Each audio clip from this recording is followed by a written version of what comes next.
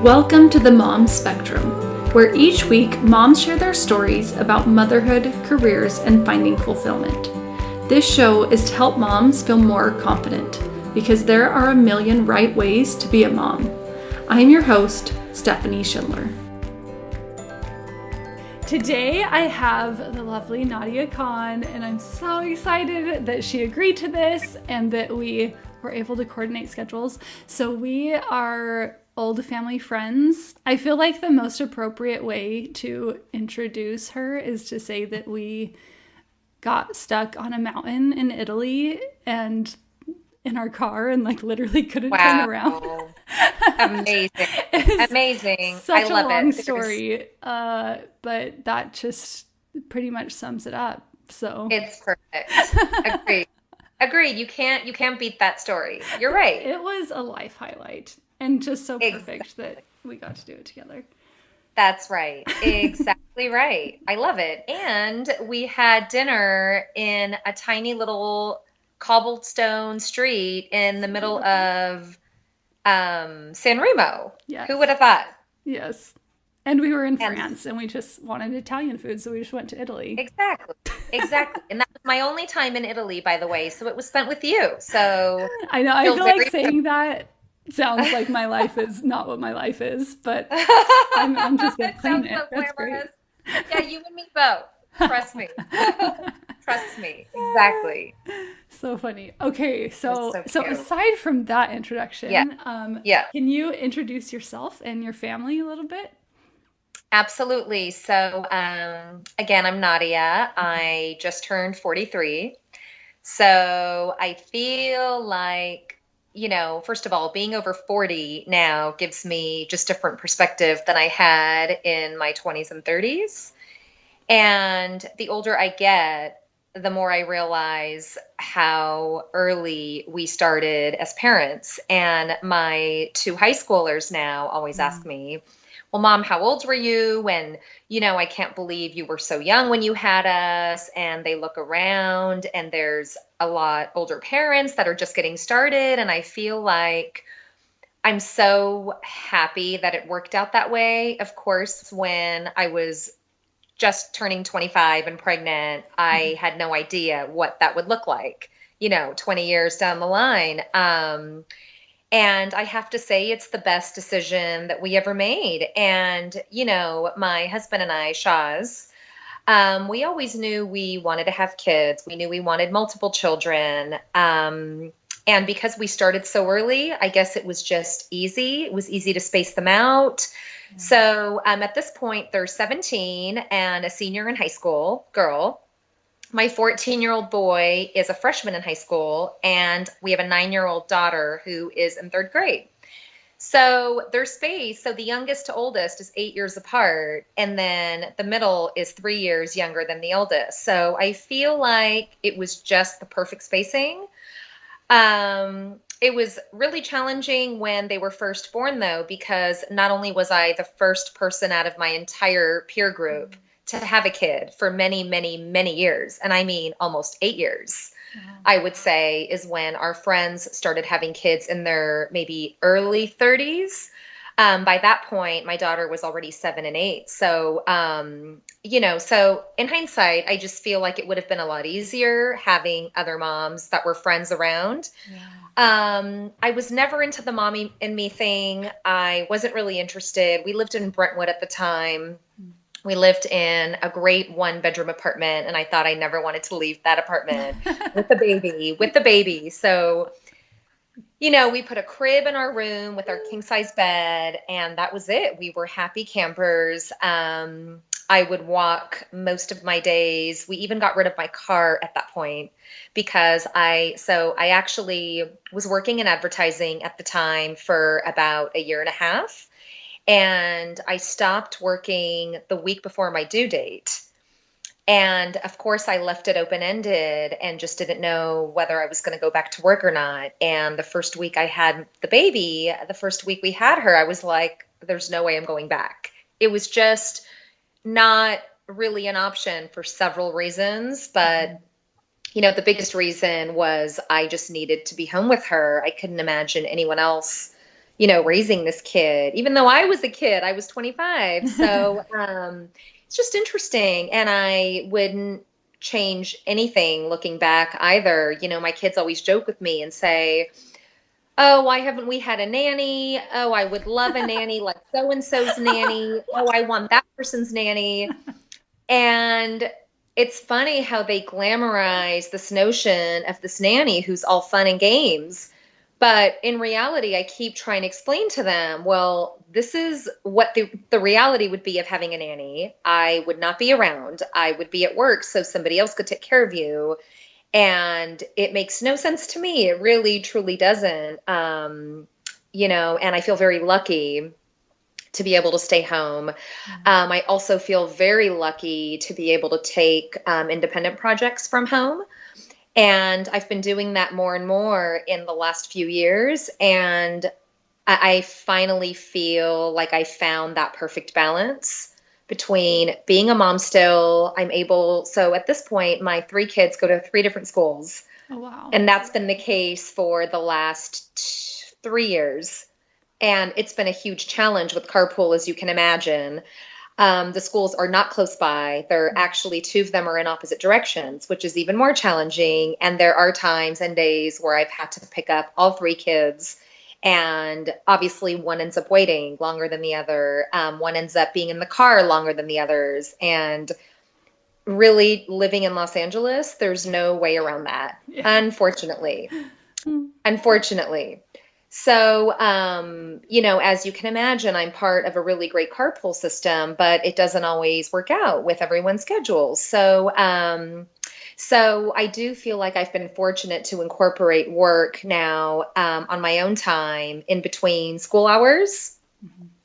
And that way, when I do get home, I'm there for my kids. Of course, the older two need me about 5% of the day.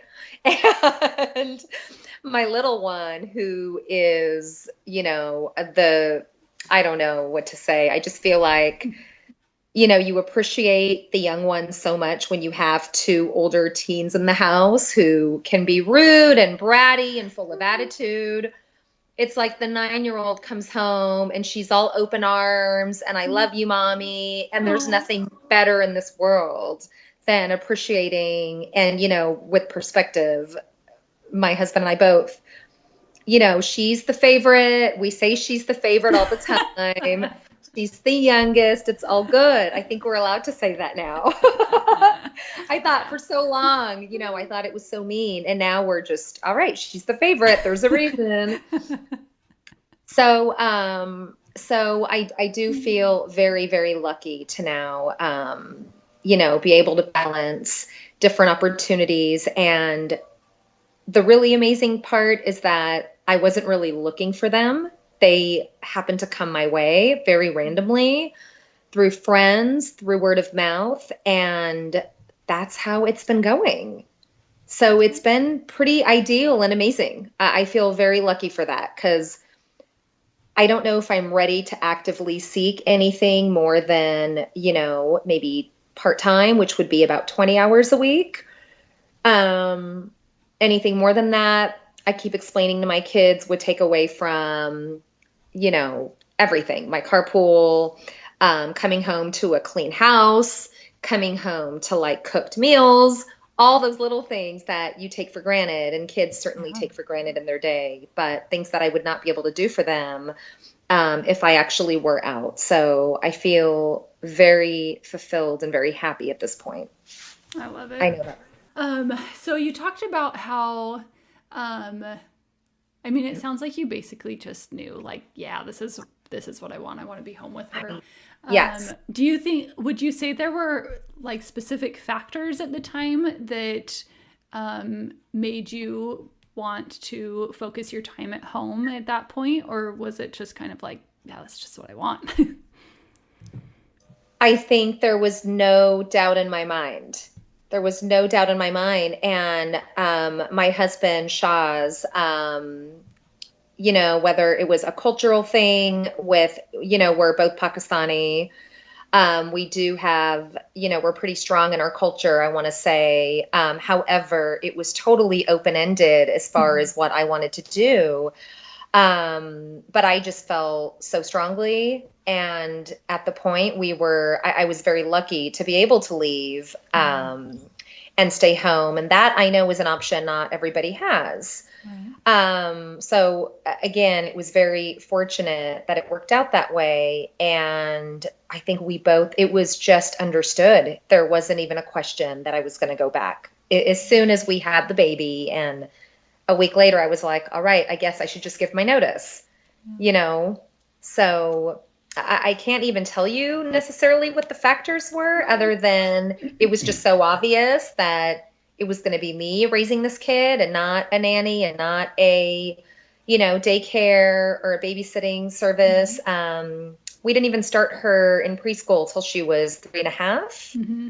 Whereas, most of our friends, again, we didn't have friends with kids at the time, but Right. asking around, a lot of kids start at like 2. And I was just so happy to be that person at home with her. I didn't even feel the need to really get her started until 3.5 Right. in preschool. So it was a natural fit. I have to say, parenting came pretty easy to both of us, which again, I realize only with perspective that that's not the case for Right. Yeah. everyone. I feel very lucky again that it's very natural for me. It was very natural for my husband.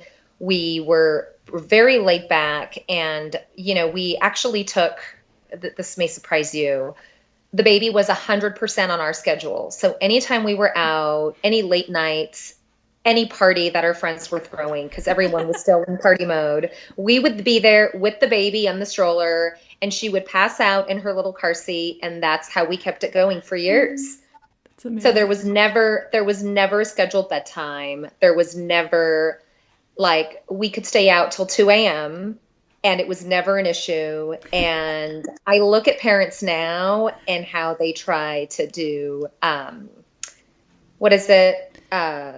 Getting them on a sleep schedule. What is Yeah. that called? I forget what that's There's all called. sorts of sleep schedules and sleep training, and I was just thinking that like if I just would have I remember getting to a point where I felt like my all of my stress up to this point has been because I read some book about how I'm supposed to be doing it, and it just was not working. And it was like once I let go of that, it was like she's not on the schedule at all, but like we're fine. I'm home with her. It doesn't matter. And it was life got so Exactly. much better. That's exactly what I mean. We were the exact same way. Mm-hmm. And it was like, I'll sleep when the baby sleeps. Somebody very wise advised me actually before my baby was born, and they said, look, when your baby's sleeping, that's when you want to turn on the vacuum and turn on the blender. And I was like, what are you talking about? They said, look, you need to make a lot of noise. Don't ever try to keep the room quiet when the baby sleeps. And again, we went about our business. That baby slept anywhere we were, whether it was noisy or Yeah. not. And it worked like a charm. Wow. It was really good advice. I thought it was a little crazy. It was very good advice, though. And I realized, in life, you just need to be adaptable. And why not start when Right. you're newborn? Yeah. Yeah. Yeah. Okay, so I want to ask you a little about some of the projects you talked about earlier. So, if you could just share a few examples or any example that you're Absolutely. particularly proud of or that you particularly enjoyed? Absolutely. So, I guess the first project started out with my husband's company, Vruzy, and that was based in Sherman Oaks. And basically, they had found a great office space, and nobody was there to decorate it. Nobody was there to put everything together. Of course, I stepped up and volunteered because I really, truly do love interior design. And I had never done anything in an office before, but that kind of was, I guess, the platform for it. And at the time, I also found out that I had really good Craigslist skills. Nice. And I would go on Craigslist. I would get really great finds, really great prices. And I kind of just put the office together. And it wasn't a big office at all. It was maybe it was 1,500 square feet. It Oh, wasn't, yeah. very big, but it allowed me to do that. And I realized how much I enjoyed it. So I kind of spread the word, and that led to other friends Mm-hmm. asking me to come and kind of help them out. And then I realized how much I really enjoyed that. And, even up until now, that's something that I love doing on the side. And it's always kind of by word of mouth. I've never advertised myself. Mm-hmm. So the really funny thing is, I was doing my best friend's husband's office in La Jolla down in San Diego, and he went from this beautiful space in the village that was on the inside, meaning it wasn't on the ocean, and then he moved to an oceanfront, fabulous office, triple in size. And so he asked me to come in and design the whole space for him. Um, and that was a little bit, that was very daunting. I was freaked out, but it's funny how it led to, so there was one grand wall when you walked into the office, and you had ocean views on one side, and the other side you had the entrance, the entryway, which was a reception area with a big wall. So my job was to find a solution for that wall that did not compete with the ocean view, of course. So I went through all kinds of art ideas. I also have an art major background for college, and I was thinking of photography and paintings and drawings and collage art and just how we could make this work. And one night I was lying in bed, and I had this really crazy epiphany, and I woke up and I texted him and I said, Andrew, I got it. I got the idea. And basically, I had visualized these planks of reclaimed wood. His company also happens to be a sustainability company. He's also a big fan of plants and succulents and cactus. And so I was imagining those two items not competing with the ocean views, Mm-hmm. totally unpretentious materials. Over the next couple days, I was thinking about the design of this. So now I had to find a carpenter. I had to actually draw this design out, and I had never done anything like this before. My background was more in sculpture and ceramics. Mm-hmm. And again, I loved the interior design, but I had never designed a piece like this before. Right. But I knew it all in my head. I sketched it out, and then I was kind of shopping around, and it just so happened that somebody I knew a carpenter. And so I reached out to him, I gave him my idea, and we came up with this big sculpture of a project that ended up being 10 feet wide by 4 feet in length, in height. And it went right on that entry wall, and it turned out absolutely perfect. So I started showing that piece, and more people said, well, you have to start a business out of this. You got to continue doing this. So I came up with the name Grow Walls because it was plants that just, continued to thrive in these reclaimed wood sort of boxes. And I ended up getting multiple projects based on that. And the carpenter ended up becoming a partner. We ended up just starting a partnership. And it was the craziest thing of how one thing just kind of led to another. And again, nothing I was ever looking for, never Mm-hmm. I would have dreamed, And the best part is that I would always have my kids help me out. So I would Yes. pay them on the side. They loved doing it. They would actually help me pick the succulents. They would help me plant them. And then, of course, I would pay them. And it was the most perfect. It gave them something to be really proud of. They would show them off to their friends. It was very cute. And that's when I realized how much pride they got out of Yeah. seeing their mom work. And that was really interesting because I don't think I realized it up until then. And then, addition to all the grow wall work, I also have a friend of mine who's New York based, who works for a very large company called ADP. So he reached out to me about a year ago and said, hey, are you still doing event planning? And I said, yes, I am. So there were several projects going on in the Orange County area where I grew up. I happen to know Orange County really well. And that's something I also absolutely love and enjoy. And I hadn't done it in several years, but it was so great to kind of tap back into that market again.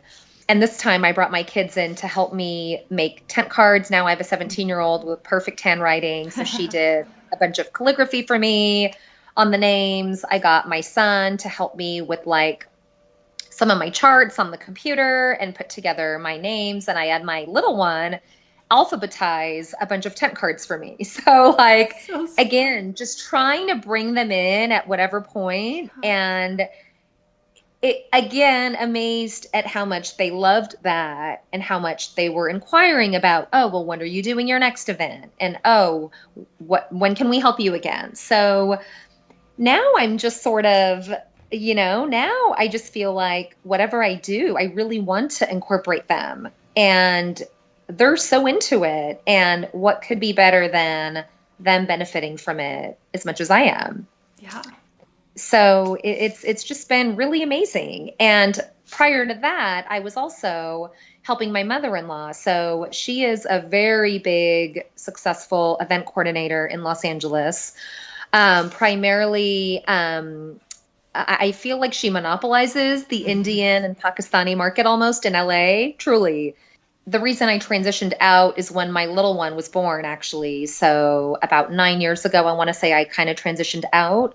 She also was getting a huge overload of interns that were very interested in the field. And I just felt like it wasn't really fair to me. My heart wasn't in that Right. business, the way that these interns wanted to learn from her. So it was kind of the perfect time to transition out of that. And I also realized that the corporate planning was way more fulfilling for me. And I could go Interesting. in with these companies and do the day of and just kind of get everything really, really nicely set up. I'm currently doing all three of those things. That's so awesome. So thank you.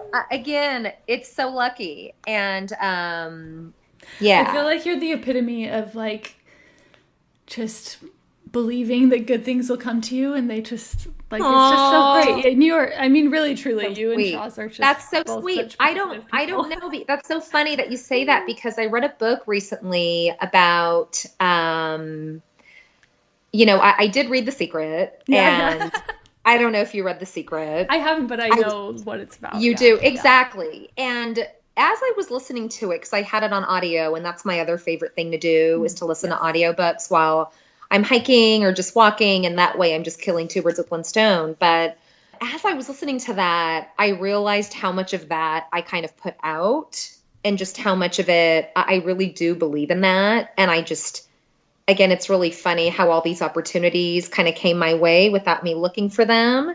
So yeah, I do think it was very lucky, but I do think there is a lot of truth in that.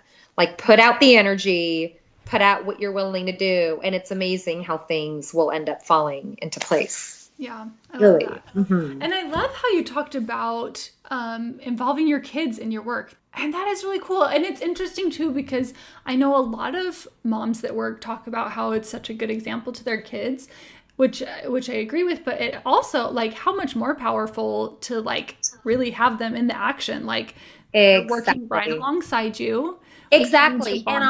honestly, yes. And the best part is you could give them the most simple of tasks. Like my Yeah. 9-year-old who now knows how to alphabetize. And So great. I had a few different events where I did little tent cards with everyone's name, the attendees.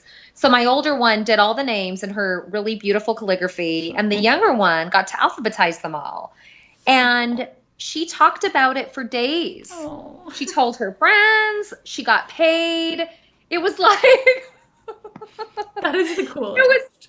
it was so wonderful. And I realized that even the smallest amount of involvement is like huge. Yeah. And I mean, I could have given her $5 and she would have been over the moon. So, Yeah. just that, I I guess, I don't know, just doing something to help out was huge in their eyes. It really was. I love that. That's so Yeah, it cool. was it was really great. Yeah, for sure. And definitely something I would recommend to any mom, to any Yeah. parent out there. Whether it's I just feel like in any business there's probably 20 different ways you could get your kids involved. Yeah. Oh, for with sure. something really small, whether it's computer based or organization, I don't know, Yeah. research. I'm like having a flashback right now of my dad. I remember like licking envelopes and sealing them all for him. This is like Brutal. 25 years Brutal. ago. But I still See, you were remember because doing I it. was so proud, you know? You Like, were doing it yeah. too. I Yeah. hope you got paid. I'm sure I got paid. I'm sure, actually, I'm like pretty sure I remember it was like 5 cents or whatever per Yeah. envelope. So it's like Yeah. 5 cents, 5 cents. Amazing. Ah, that Oh is man. actually amazing. Yeah. I'm going to Oh use that. man. Next time Yeah. we're Oh, doing a fun. mailer, I'm going to use that 5 cents per lick. Yeah, exactly. I That love is it. so funny. I love it. Oh, That's amazing. that's really funny. It's funny how little I remember, but it's stuck in, so shows it's important. Amazing. So yeah, I'm sure your dad did it all along because I'm sure.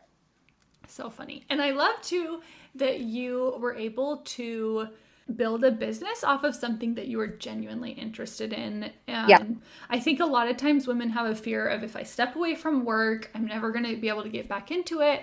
But Yeah. it's so cool that, I mean, I'm sure you were interior designing your own home and just interested in it. It's just a passion of yours, and you're able to Exactly. turn it into, That's a real exactly work to right. do. That's exactly right. It was more of a passion, and then it became a necessity with my husband's office. And then that necessity turned into something I realized how much I enjoyed. So I just feel at this point, because I do know so many moms that are kind of ready to go back to work, and Yeah. it's really terrifying, exactly what you said, and just being out of any line of work, or maybe even looking for something new. Hmm.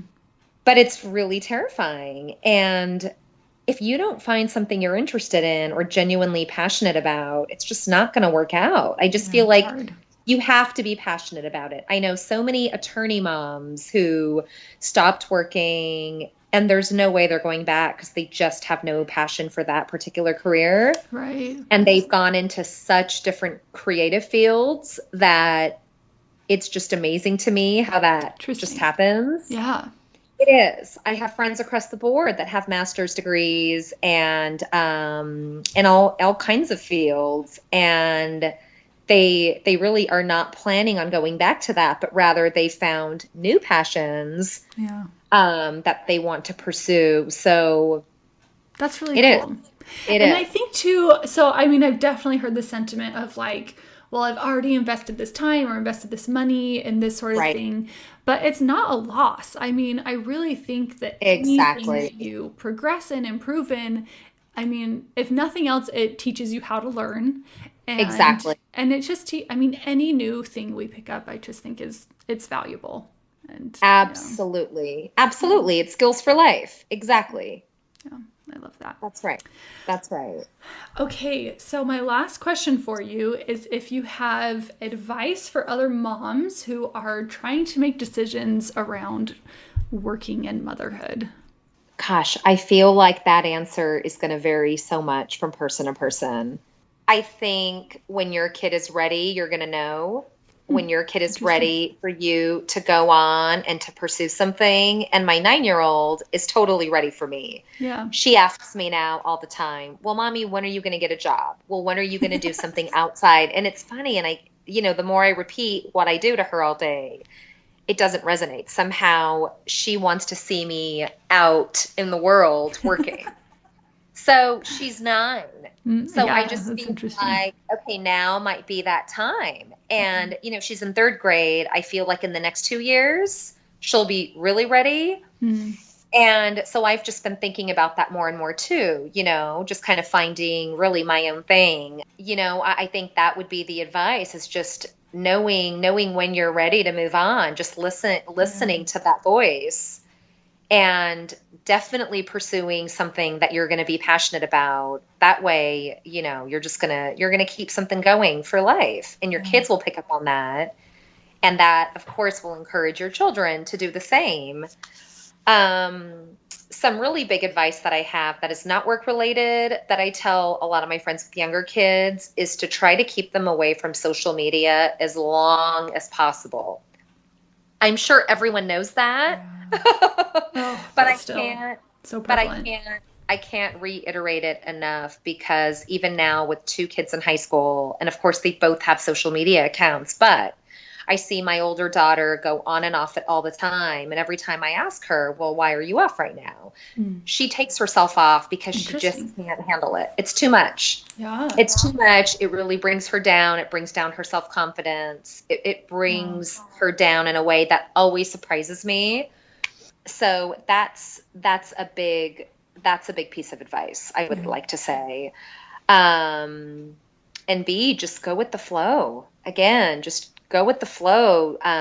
You can't be so rigid in your ways. Things are going to take you by surprise. They're going to surprise you because when they're little, you almost imagine them growing up to be the way that you are because Yeah. that's all you know. And the craziest and the most rewarding thing, I think, as a parent and as you watch your children grow is to see how different they are from you.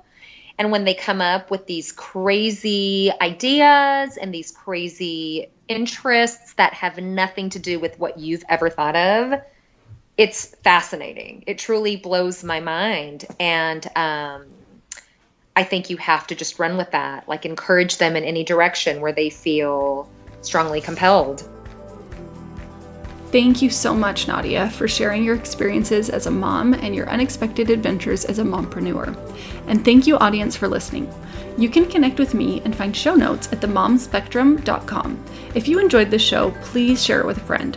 Next week, join us to hear from Catherine Jarvis, a mom and physician in Montreal, Quebec.